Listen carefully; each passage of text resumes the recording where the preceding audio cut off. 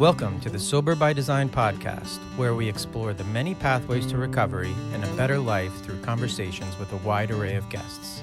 Whether you're sober curious, in recovery, or simply looking to improve your mental health and well-being, this podcast will have something for you. Each week, we sit down with inspiring guests from all walks of life who share their personal stories of struggle and triumph, offering valuable insights and practical advice on how to design a life worth living.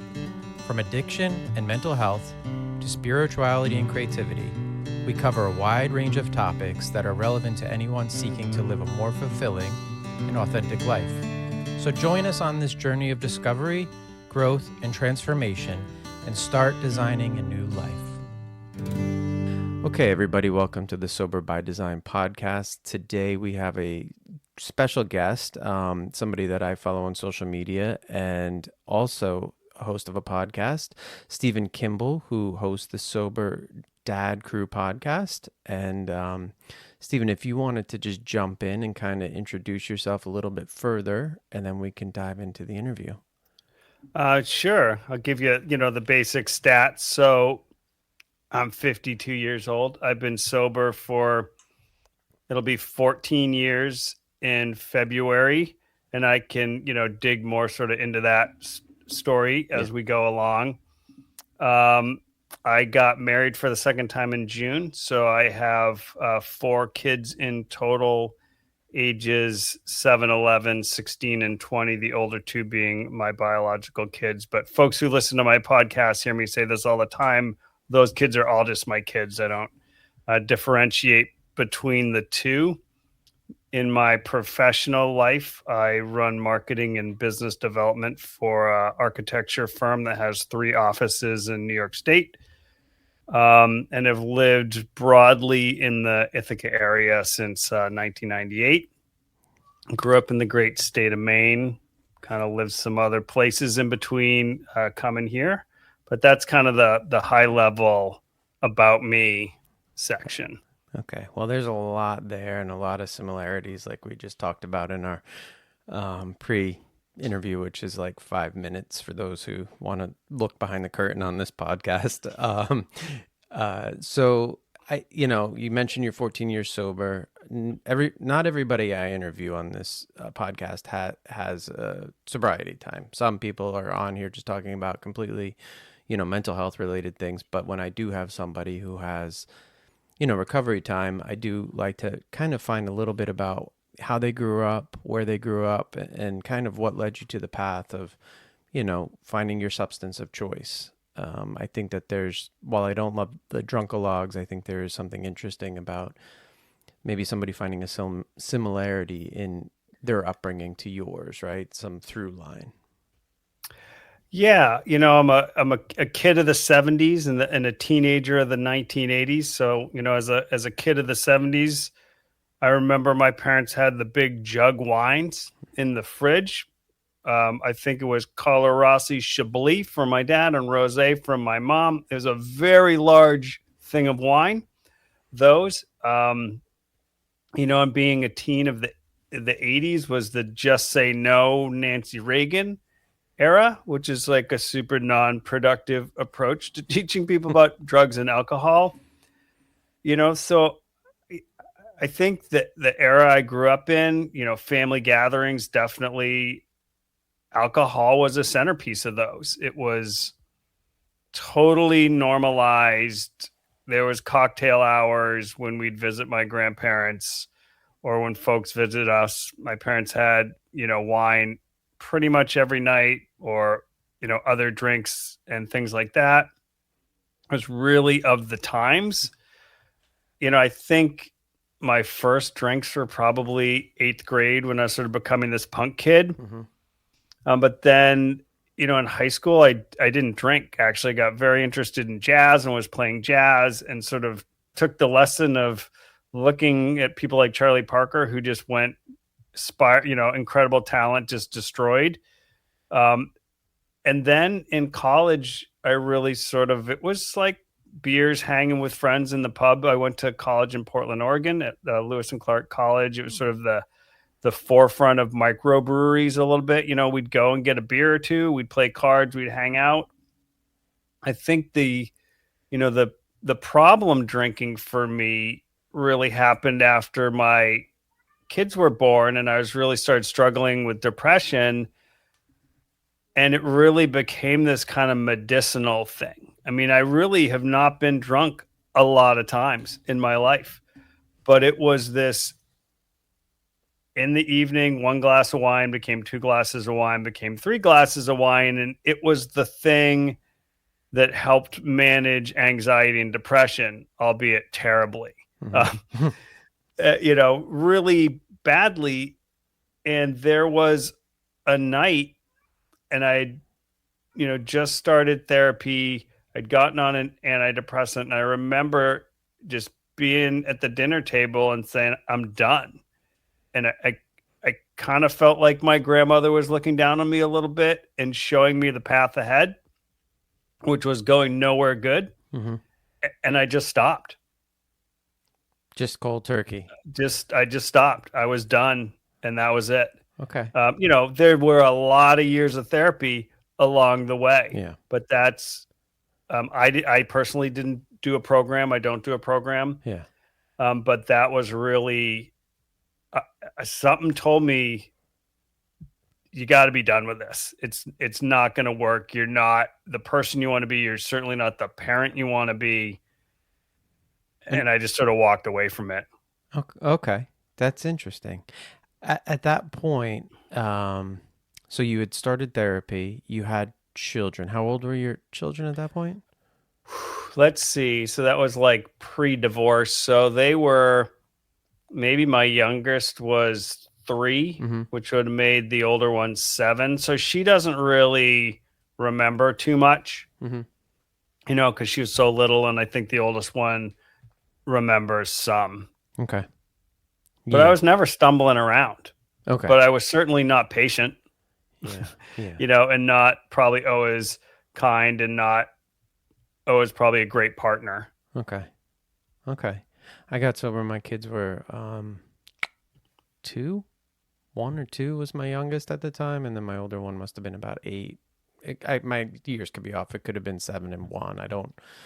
It gets blurry, doesn't it? It does as get blurry. as we get older. Yeah. A little worrisome, but I just ignore that. But right, you try and figure out like time. Yeah. At a certain point, it really blends together. Yeah. My older son will tell me sometimes now that he remembers, bits and pieces, and I was probably towards the end of my drinking was pretty bad off. But I think that the idea that you were in therapy beforehand, and then on this, you saw that you were using it as a tool, and as you said, not a great tool, right? Like anxiety and depression and alcohol just are like, you're like pouring gas on those two things, right? It's a bad mashup. Yeah, it really is. And you think it's a good mashup at the time. That's the thing. Until it's not. Yeah. So many people use it as a tool. But the fact that you realize that and then continued on in therapy, I think is huge. That's something that I recommend to people all the time when I work with them. Is therapy. Like, I think individual therapy goes so far. If you can afford it, if you can find the right practitioner, that might take some time too, right? Like for me, it's been a couple of them throughout my life. But when you find the right one to help you with that, it's huge. Yeah, and it is hard. So my wife is a social worker and a therapist, and also teaches social work at the higher ed level. But, she sort of always says, I'm not going to take another client. And then she just does, because there's such a need. There is. She'll just not worry about insurance for some people. And, the not to go down the rabbit hole of like the American healthcare system, which is terrible in general, but specifically terrible when it comes to mental health, Mm-hmm. right? You have limited visits. Therapists are sort of need to come up with these dire diagnoses of you to sort of convince the insurance companies you need it. And certainly, for younger people, finding therapists for adolescents is even harder than adults. It's really difficult. And then you got to find one that's a good match. Right. right? That's the other side of it. When you've been on a waiting list, you kind of are going to take what you can get, but you really do need someone. And I needed someone who's going to call me on my shit. Yeah. I would go in and try and joke around. She'd be like, nah, no, not, I see your defense mechanism and I'm calling you on it. Yeah. I needed that. Yeah. It's important. The one that helped me find my path in sobriety was actually our couples therapist. And so my wife and I were going to her, jointly. And, looking back, alcohol was a huge problem in that whole mix, right? But like I was always trying to find some other rationale for the problem.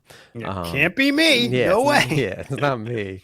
And then we kind of, found our groove a little bit. And then, we split our sessions and we would go individually. And that's kind of when I couldn't deny the alcohol problem at some point, right? Like I kept trying and she kind of kept always circling back to it. So I think it planted that seed for me, just those very truthful conversations. I always say if you go to therapy and you're not truthful, it's kind of like going to the gym and like staring at the treadmill, right? Like you're not going to get in shape just looking at the thing. You got to get on there and use it. So try to be open and honest in those rooms. Yeah, absolutely. I mean, it's the work of it, right? I mean, for me, the stopping drinking wasn't hard, and I get that that's not true for everybody, and I respect that and honor that, and feel grateful that that part of my journey was pretty smooth. But the work of it, because honestly, you're just going to find something to replace it with if you don't do the work. Yep. Yeah. You'll eat or you'll do, whatever, right? It's like, yep. As soon as I stopped drinking, I started eating candy and, put on pounds and all that stuff. And you kind of got to dive a little bit deeper and figure out what's going on. And I still do that, 11 years in, I'm still, and I'm sure you are too, right? I'm still like, I had a friend of me ask, like, are you ever recovered? And I'm like, no, I'm in recovery. I try to get a little bit better every day. Like, that's what I'm doing right now. Like, that's what this means to me. Just a little bit better every day. Yeah. And that's funny because I say that too. And I say it at work and I say it at home, like every day I'm trying to be like a little bit of a better person. I'm trying to do my job a little better. Yeah. I'm trying to be a little better parent. I'm trying to be a little better spouse. Like, yeah. Or, my sort of joke is like, just don't be a dick is like a good baseline for like the white man. Yeah. It's like a starting point. It's really just like, try to not be an asshole. That really is a great starting point. And so many people would, benefit from that philosophy, I think. There seem to be people missing that mark yes. a lot lately. A lot. So you also mentioned that, you started this journey and you were, obviously your children were younger. You were married to your first wife. How did that all go? Obviously there was a change in your life at some point. Was that did that fall out of therapy? Was that just something? And sorry if that's like a big question. No, it's not a big question. I always try and honor these questions where there's like someone in that story that's not here. Yeah. Right. To represent. Yeah. But I think that, we tried, we yeah. did couples therapy. We worked on it. In the end, it was a mutual decision. Mm-hmm. What we did do well is we just always put the kids first. Like she and her new partner and their 4-year-old were at my wedding. That's awesome. Right. Like we'll all do Thanksgiving. We do birthdays, like kids first every time, which is what I say to anyone who's split up. Mm-hmm. It wasn't super hard for us. And I get that it's harder for other people, but I believe like kids don't choose to have their parents split up.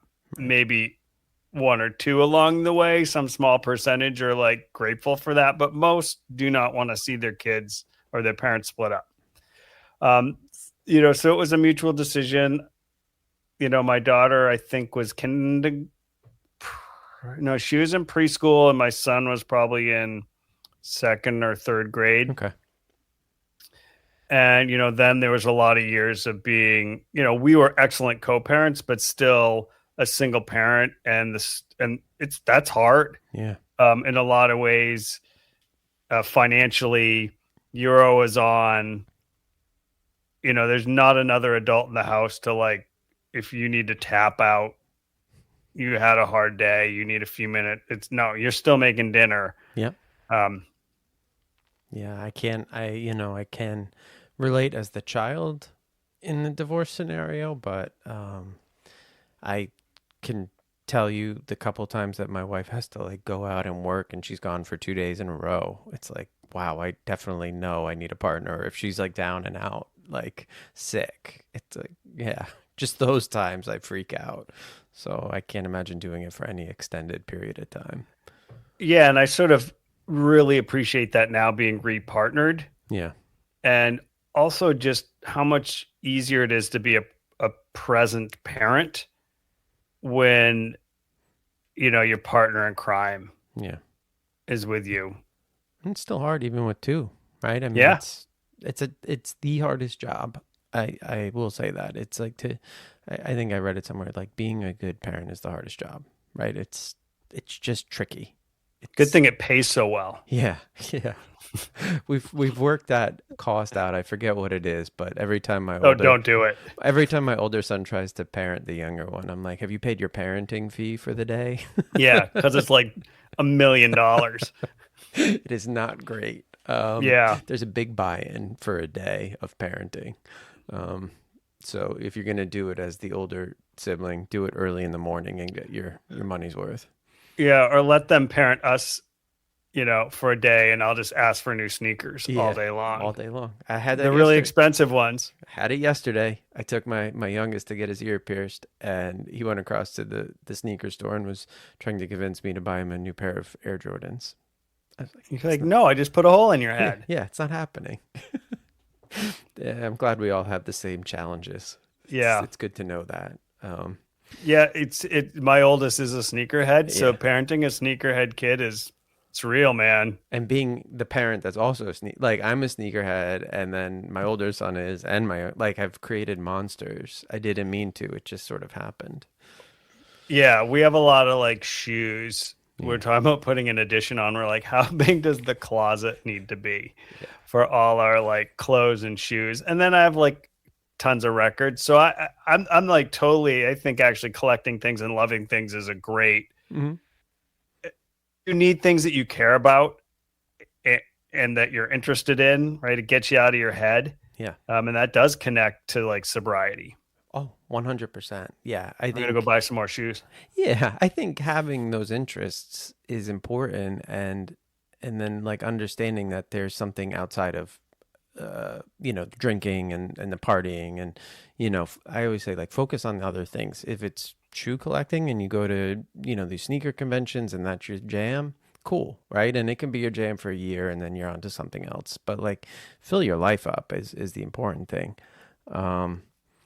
I just wanted to step back. You had mentioned Maine. So when did you live in Maine? Because Maine is my favorite place on the planet. So I grew up in Falmouth, Maine, which is right outside of Portland. Mm-hmm.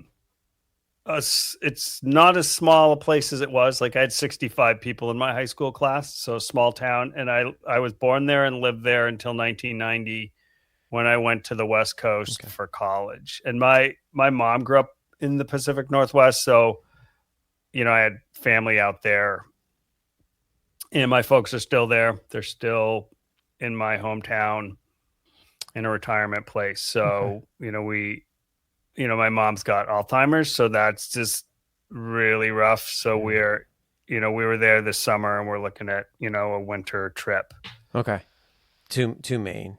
To Maine, yeah. Right. So, it's one of my favorite places. It was a hard couple of weeks watching that shooting from afar. And I mean, all those are terrible, but some of them, like I know those towns, you know? No, I know.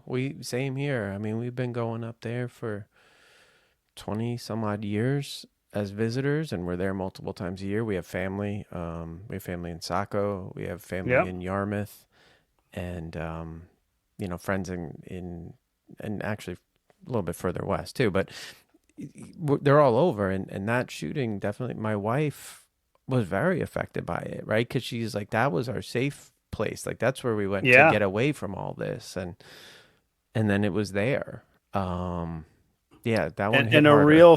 a real failure of mental health care. Yes. Right. Yes. As the story evolved, right, it was just a clear failure. Yeah. Yeah. It really And was. shout out to Portland, Maine, which is a fucking great city. It is. It is. And they have a lot of services in Portland. They do try, I think, very hard in Portland to deal with things. We've been watching it grow, and it's a real like foodie destination now, right? And there's a lot of cool stuff, but it's grown in a very, I'd say, controlled way, and they've kept the services going. Yeah, and it's funny to go home a little bit, Mhm. And tromp around Portland, whereas this punk kid, I mean, there's this vintage store, Material Objects, that is still open. And I remember when it opened, and it was like in this fun apartment in the old port, and the same woman owns it. So I always go there because it's one of the things that's sort of still open from when, I was a kid. So it's definitely changed a lot, but I think the heart of that city is still there. Yeah. I like the food. We go for the food. I go eat donuts. I get Holy coffee. donuts. Holy donuts, the best. So good. So I mean, good. seriously, I like donuts, and I've gone to a lot of donut places.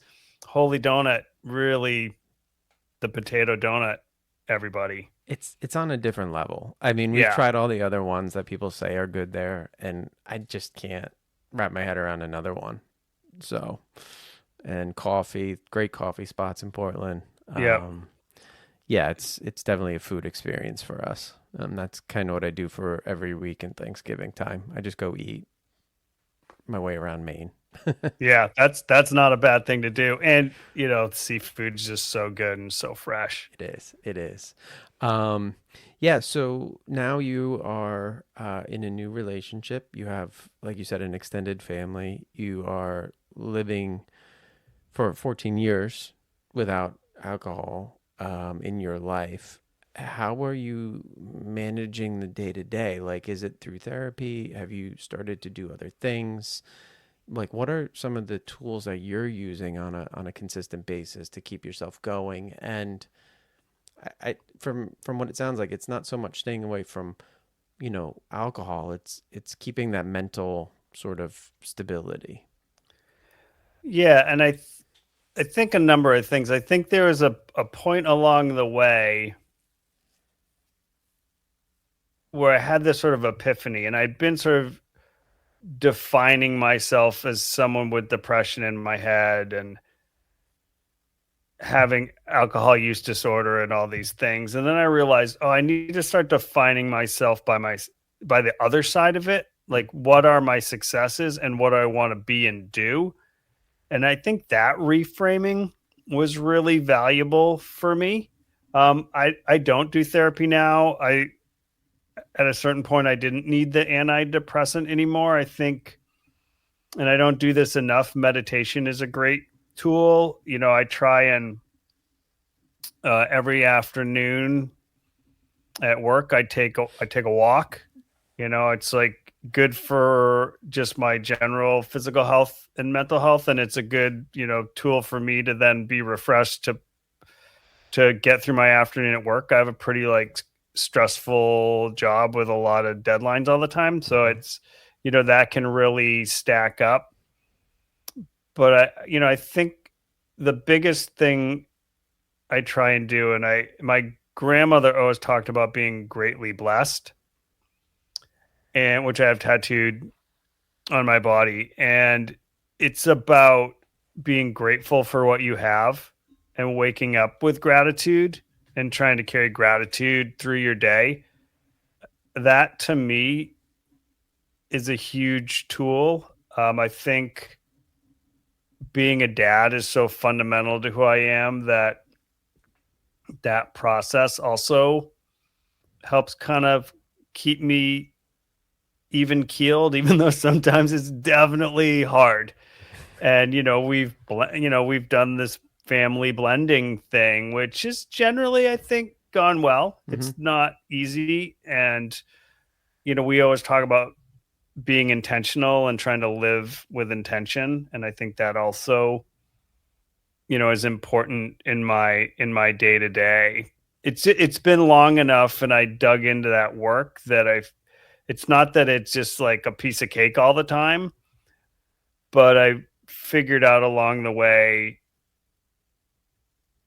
what to do when I'm feeling stressed, or sometimes my wife will just send me downstairs to listen to records. Okay. She's like, you need to go downstairs now and just put your records on and chill out. So, having somebody also that, has your back, and having a relationship of real, love and honesty is also just generally supportive, which is different than trying to get someone to fill your gaps, Hmm. right? Like that's not a healthy relationship. But meeting somebody where you're both at a solid baseline, and then together you become greater, is what I'm talking about.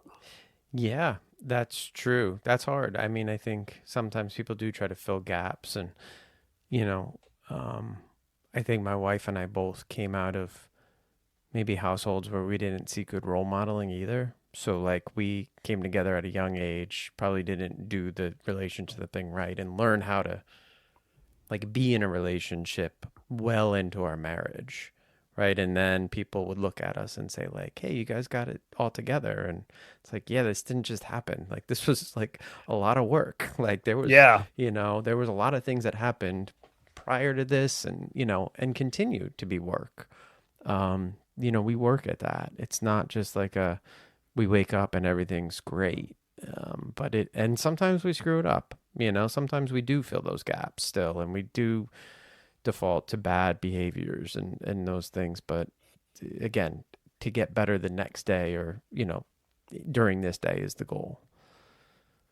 And it shows also why apologizing matters, right? And just being honest. And I think that's right what therapy or people who do the program talk about Yeah. is honesty, owning your own shit in a situation and being like, yeah, like that wasn't cool. I'm sorry. Like I had a hard day, but that's not your fault. And I shouldn't have brought that home. And I was kind of being a jerk, and I apologize. And then don't repeat. Yes. Yeah. Try to That's leave the that other one side of behind. the apology is do not repeat. Yeah. Yeah. It's like we say to our kids, don't tell me you're sorry, show me you're sorry. Right? Like that is the statement, because you can tell me Yeah. you're sorry all the time, but if you do it again, you weren't really sorry. Like, Right. And it's not a get out of jail free card. But I said I was sorry. Yeah, but you did the last 7 times. yeah, So now it's not you don't get to just break free. yeah, yeah. It's a hard one. But you have a good base then. So like you're out there walking, which is physical, you're expressing gratitude, so you have a lot of things that are just great tools. Do you surround yourself with a community? Like for me, community is a huge part of what I do. And I find that in different ways, through the kids a lot, right? Like other parents, sports, all that stuff. Like, what does that look like for you? Yeah, I mean, family is definitely tight, you know. Um, my folks aren't close, and that's hard, but my in-laws are nearby, and so that's a big part of that world. Also friends, wouldn't say I have a huge group of friends, but I have a small group of friends who would, as Brene Brown would say, like help you dispose of the body. Mm-hmm. Um, and they're not all of them are sober, but they're the kind of people that in both directions, if you get a text that says I need to talk, you talk. Yeah. And that just keeps you solid. Yeah, that's what you need. You need close relationships, not multiple, I guess, or like a tons of them, right? Like if you have a lot of acquaintances, it's not the same as that tight crew. Yep. Yeah. Um, and you mentioned work, and you work in a stressful industry. You mentioned you do work for an architecture firm. In transparency, I work for a construction management firm. We Oh, yeah, we hire our architects, so we're owner's rep. Um, couple of my coworkers listen to this, so shout out to them. But we are, like you said, beholden to deadlines, right? There's big dollars on the table. It's sort of this race to get the next job always, Yeah. and it comes with a certain amount of stress, and those sometimes there's like real crunch time. Like I'm in one right now, and I have been for, I don't know, over a month, right? And it's just like nonstop. I haven't been able to look up. I haven't really been treating myself well. Do you find that sometimes you're like, is this sustainable? Because like that is how I Yeah. feel sometimes. We're kind of in that now too. Yeah. So much of my job is responding to requests for proposals. Mhm. And, it's usually a series of 2-week turnarounds, and it's hard and it's stressful. And, you really got to be organized, and you got to wrangle the cats of, people who are going to give you the information for these or develop the fees. So it's definitely stressful. I mean, I think one thing I learned along the way, and I do credit sobriety and therapy for this, is learning how to say no, Mm.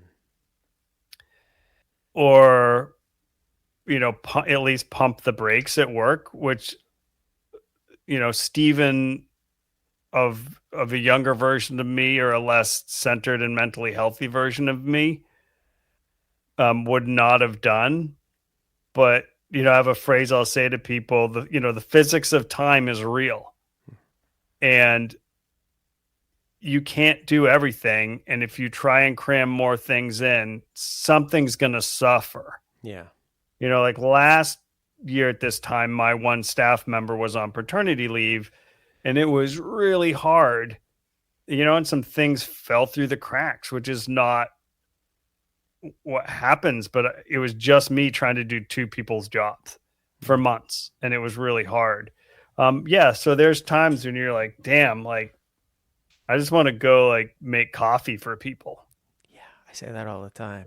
So that's probably sometimes stressful too, because the grass isn't always greener, but it's different, right? It's a different type of stress. And I think we all have job stress. Like I don't think, I'm sure there's some jobs that are not stressful, but yeah, sometimes particularly like we get into these sort of crunch moments in our industry that are just very like, there's no time to think. The turnaround could be, people could reach out and say like, hey, I need a proposal in 2 days. Right. And like you're scrambling, and it's a legit proposal that has legit dollars on the back end, and somebody wants those dollars, and right. That pressure and is people's like jobs. Yeah. Right. Yeah. Like, I mean, I think about that. We're a firm of 40. Yeah. The work I do is keeping people employed. Right. Like winning the work is keeping people employed. And I take that very seriously. Yeah. Yeah. And then keeping the work too. Right. So like, not only do you have to win it, but we have to make sure that we put out a product that is, known as a good product, that the reputation stays, that like, it is a lot. I mean, again, I'm sure it's the same thing at a restaurant, right? Like if one meal's bad and you get one bad Yelp review, it's over, right? Like I'm sure that every night at a restaurant is completely crazy and stressful, and all these jobs have things, but your idea of saying no, I think, is important. And so many people are afraid to say no at work. I am still, right? And I'm pretty secure in my profession, and I'm sure you are too. But I still have that fear. Like if I say no, what could happen? Yeah, and it's certainly gotten easier being remarried. I mean, doing that when I was the only income, I had a real fear of just getting canned. Mm-hmm. And the ironic thing is I think I did worse work because I was, part of my brain was caught up in hyper focusing on that and worrying about mistakes, which actually makes you make more mistakes. Mm-hmm. So, knowing that there's sort of two incomes also is a real blessing, that we know if one of us were to not be able to work, it wouldn't be easy, but we wouldn't be freaking out. Yeah. Yeah. Yeah. Professional boundaries. That's what they are. And, I have a good leader and she's very much into professional boundaries. So I'll like let her know when I threw one up and she'll kind of applaud me. But I'm still bad at those. Yeah. It's like a people Well, pleaser thing. what's your workplace like alcohol culture like there? Yeah, so that's a rough one. I had a real huge win, and I'll just tell you what happened. We had an open house at our office, and I said, I need you to go out. And again, I'm at a different place in my career, right? Like I'm a little higher up, so I can say things like this. I was like, I need you all to go out and make sure that we're stocked with like NA beverages, right? So have NA beer, have hot water. I don't want just like bottles of water as my only option. Yeah. Um, but like our industry is ripe with it. It's like every happy hour is, full on at a bar. There's no other real networking events. Everything is we're going to this bar, we're going to that bar, we're going golfing and we're drinking, right? And at this point, I'm very clear with everybody. Like, I don't drink. So I'll go with you and I'm going to tap out when it gets weird. Um, our office, we don't do many events in office like that. Um, but architecture firms do like tend to have a lot of drinking in them too. Like we shared an office with an architecture firm and they had the beer fridge and, like it's just kind of wrapped up in like certain job cultures.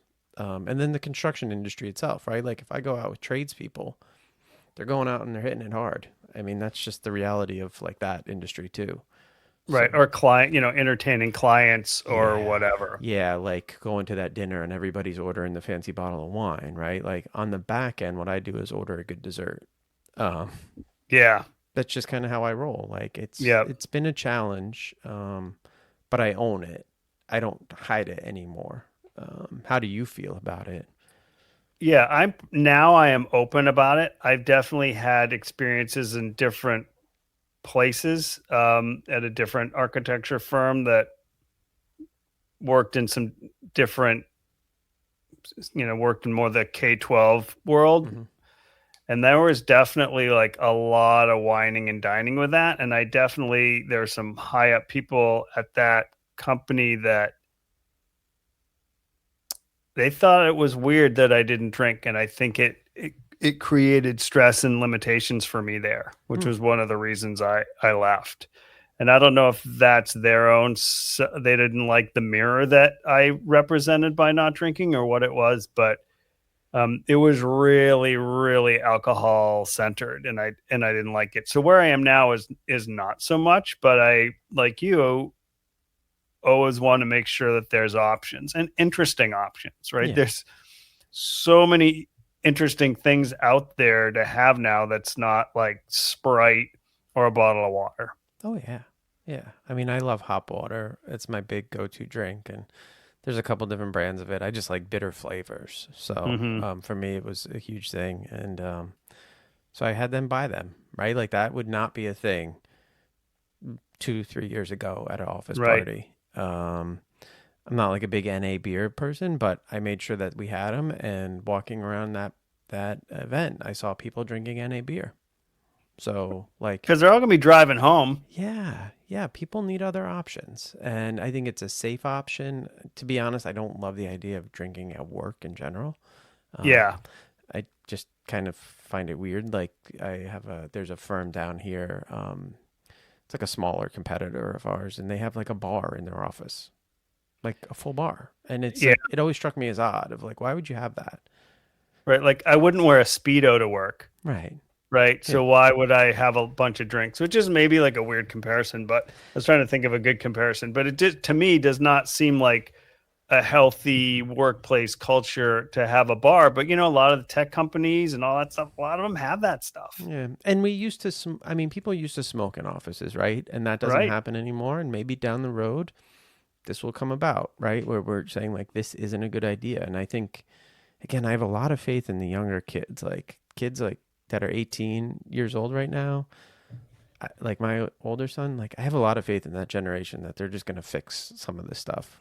Because they just don't do it. Like, Yeah, they have we have, younger staff and interns, and they definitely have a different view of alcohol. And that's one reason, as like an old dude in the office, I've also pushed to make sure because not everybody like recognizes generational shifts Yeah. in offices, and some people who've been in like construction architecture are pretty like regimented fields. So people want things the way they had the experience, and but the world has shifted. It has. It has. And people, I think, have a hard time, to your point, recognizing that. Um, I am vocal about it, and I think the more people that are vocal about it, the better we become. So I'm glad that you're out there beating the same Yeah. drum.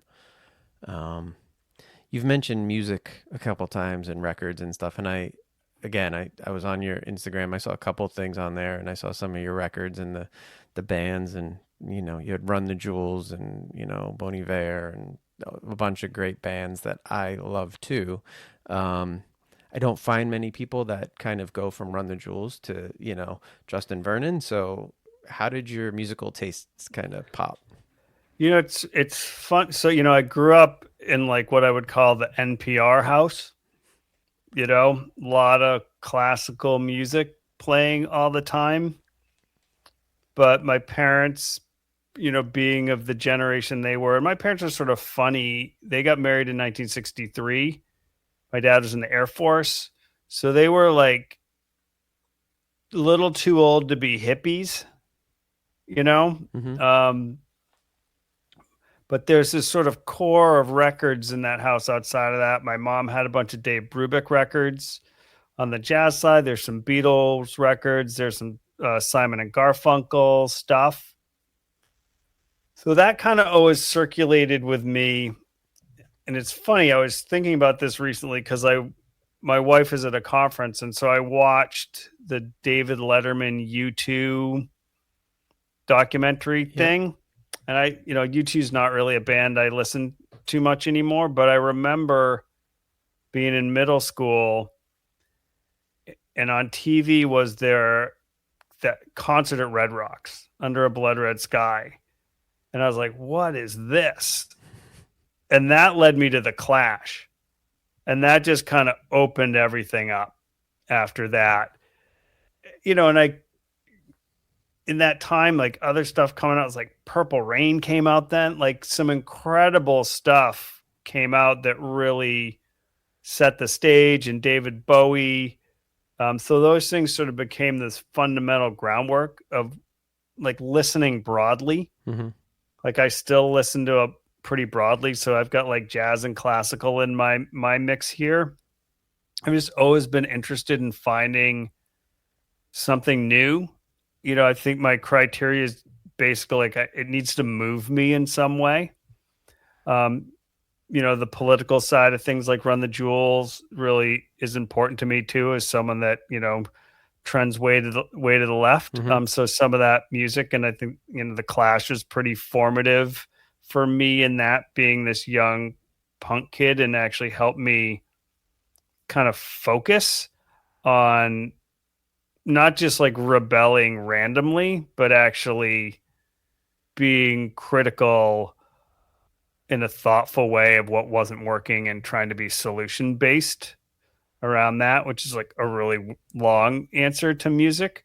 But that's just set this groundwork for just kind of open listening. And so, No, I listen to tons of different stuff. I love it because I think it's great that you're open and still open to finding new music, right? Because a lot of people get set and they're like, you could have easily said like, I like Purple Rain, and you were just like, that's it, right? That was your going to be Right. your identity from that point on, right? Like you loved Prince, and like maybe you would have picked one or two other bands up throughout, but you didn't. You went and you just kept going, and I've done similar, and we continue to find new bands, and now I listen to stuff that my kids listen to, and I do try to listen to all the, mumble rappers that the younger one will listen to, or whatever he's listening.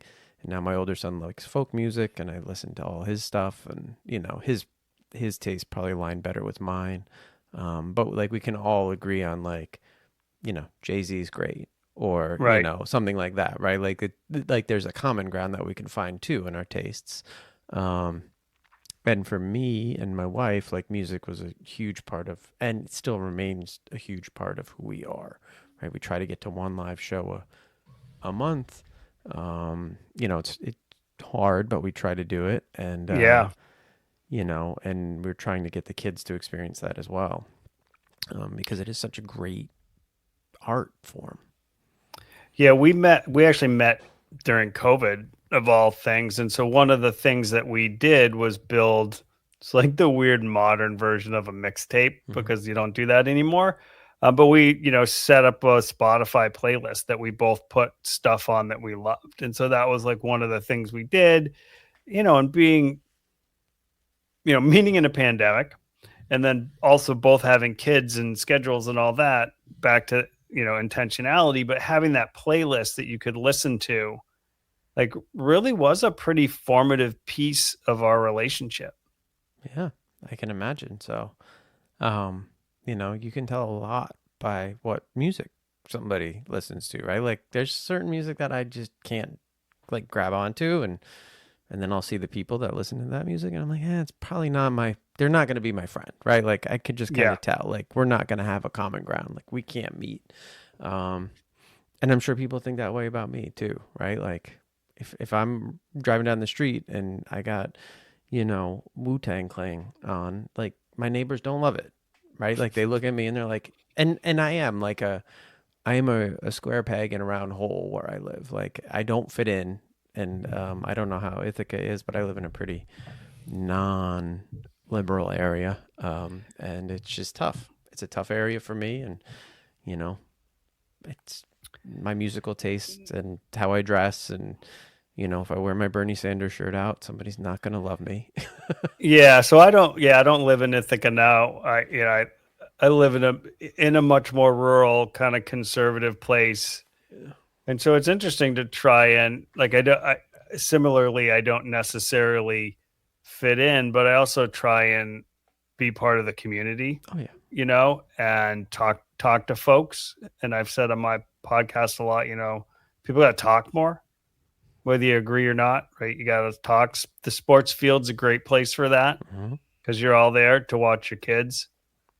yeah, But yeah. it's also tough when you feel like, yeah, you don't align with my values.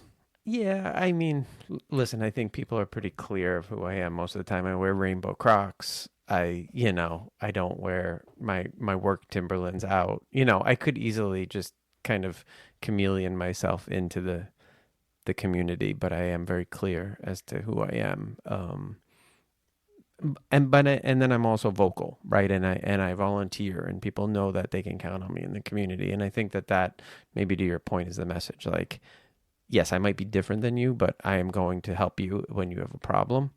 And I Right. think that those are the communities that actually function the best, right? Like, yeah, Yeah, but we don't all have to agree, but we all have to, at some level, have each other's backs. yeah, yeah. I will definitely support you and your child. Like, if there's a problem on the soccer field, because we are a community. And if your tree falls down, I'm going to come over and help you move it and like all those things, right? But you might not like the flag that my wife put outside of our house, like Yeah. that, and you might not invite me to the block party because of that. I'm okay with that, right? But like if the tree comes down in my yard, you're going to help me. And like that's kind of this weird unspoken relationship that we have in Yeah. our community right now. It's a little weird, but I also don't know that I could like live in like Cambridge, Mass anymore either, though. Like I think there's like a certain community that I'd have to hit, um, but that's just kind of where my head's at the moment. Yeah, it's sort of funny, right? Because your home is where you are, and not, I've lived in upstate New York longer than I lived anywhere now. Yeah, right. So it's home, and the Finger Lakes are beautiful. So there's a lot to be said for here. Yeah, Um, you know, as we said, I love Maine. I think a piece of my heart still exists there. Um, but I remember when I first split, just thinking, oh, why am I here? I like got to get out of here. And I was like, oh, wait, you got to reframe because your kids are here. yeah, I was like, my kids are here. This is where I live, right. and I need to build my community here. Yeah, yeah. And I think again, it's you kind of pick and choose who you surround yourself with, and it becomes a very tight knit thing, and you can build a community anywhere. It just might take a little bit longer. Sure, I feel much more at home in Maine and Portland and those areas, right? Like, I think that's a little bit more my vibe, but I would survive the same in the South, I imagine, if I had to, you can find your folks. Yeah, there's cool people everywhere. There's cool people everywhere. So I know we're coming up on time. You love music. I did see that you interviewed the gentleman from Everclear. How did that happen? I just asked. Really? Yeah, it's a generous community. Yeah. Most folks I have just asked have said yes. I mean, I think some of that might be his recovery program. It took a while it was probably 2 months of trying to get that to work. Because he was on tour and, he's a dad and busy, and I try and do these things outside of my work day. I actually took a day off for that one. Okay. I was like, I'm just taking a paid day off because I can only get this during the day.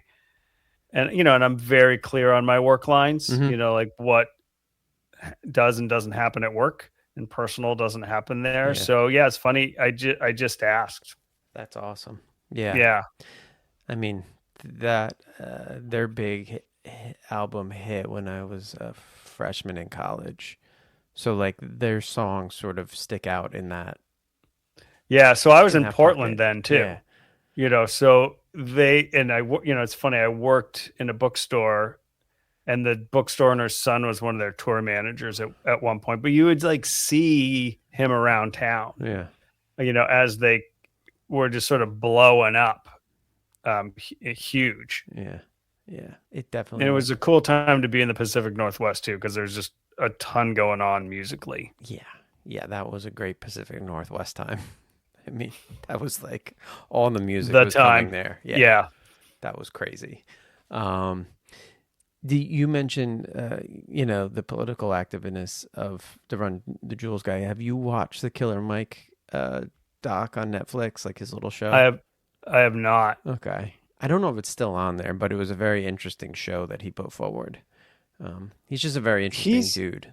He's super interesting dude. All the stuff he does around, banking is really interesting to me, and creating, financial networks for folks who are traditionally disenfranchised. Like, it's pretty cool because it's like pragmatic work to help people. Yeah. And that's what the show revolves around to some extent. Like he had one, I think, where you're trying to start a religion. Like he definitely tries to do things very differently. And, yeah.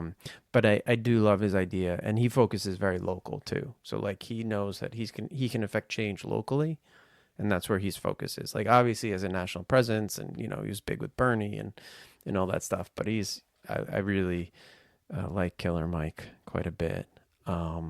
Do you watch a lot of other stuff? Is that another media outlet that you go, or are you like strictly music? Or what are your other loves? I used to watch more when I was like single and my kids were older.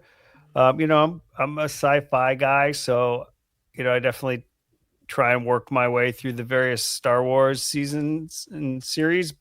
The watching just takes longer, just life's busy. So my wife and I will watch some cooking shows, like High on the Hog is a very cool one that traces the history of African-American cuisine back to Africa and a lot of the foods that we eat today and where they came from, like macaroni and cheese and how that was invented. So that's cool. And we watch some of those. We like Queer Eye. So those are fun and they're kind of heartwarming. But yeah, more listening and more reading is probably, how I roll. Well, you got the couple cooking shows. You got Queer Eye as a recommendation. We obviously know. I guess the other one I'll ask is there anything musically that you're just loving right now? So there's two. So one is the new Gaslight Anthem album, and I fucking love that band. We got to see them over the summer. So great. But now I've just discovered this new band to me, Slow Pulp. And they have an album out now called Yard, which is really super cool. a little punkish, a little Americana-ish Okay. kind of vibe. Like with a little maybe like Lucero kind of in the mix. It's really great. Okay. And then podcasts, you had mentioned, Dax Shepard when we were talking, I think before we recorded. Is there anything that you didn't take in that way that's helping you? There's this woman, Lori Rudiman, she's got something called Punk Rock HR. And she's got a new sub series called Corporate Drinker, which is pretty interesting. And it explores alcohol in the workplace. I like, it's not really a podcast, but I listen to it on Spotify, Fresh Air interviews, because she's just such an incredible interviewer as I try and sort of get better at what I do. Yeah. That's definitely one. And she always just gets super cool and interesting people on there. I mean, just is willing to ask deep and hard questions. All right. Those are all pretty good. And then you mentioned you read. That is something that I can't carve. I try to carve out time and I'm really bad at it. It's hard. Is there anything that you're reading that's like just blowing your mind? I think the book I read, finished it maybe 4 months ago, that just blew me away was Chain Gang Allstars. Okay. And the premise of the book is it's a sort of near future thing. And the Chain Gang Allstars it's a gladiator based system in a prison, but in America. And the book is really brilliant and really ties in and even sort of footnotes current prison industrial complex kind of research. So it feels very real and very plausible. But I finished that book and it had like melted my brain. It was incredible. And it was one of the best things I'd read in a really long time. Okay. All right. I try to give things every week. It gets increasingly hard for me to tell people like something every week that I'm watching or listening to or reading. We've been watching The Bear. I don't know if you've heard of it. It's I know what it is. So we've been watching it. It's a really stressful show for me, particularly. I can take in maybe an episode a night. And then last night it was, so I'm not talking about the show in general. Like I'm talking about one specific episode that I'm recommending, and you could almost watch this episode just and not watch the rest of the show, right? It's like, it kind of stands alone as a piece of like really intense art. And it's called The Seven Fishes. And it is just like, it's a little over an hour, and it describes the chaos of like a very dysfunctional family. And I got to tell you, it was very hard to watch. Like I paused for a little bit. I took a break. It was a really intense hour of television. Really well done. They had some guests come in. So Sarah Paulson was on it. John Mulvaney was on it. The dude that plays Saul, Better Call Saul, his name is escaping me. I forget. Yeah, I know who you're talking about, though. So, and then they had the normal cast, and it was just a really well done hour and Jamie Lee Curtis is in it too.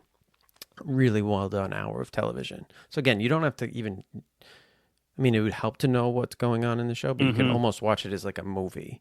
But again, deals with like, alcoholism, like head on for an hour.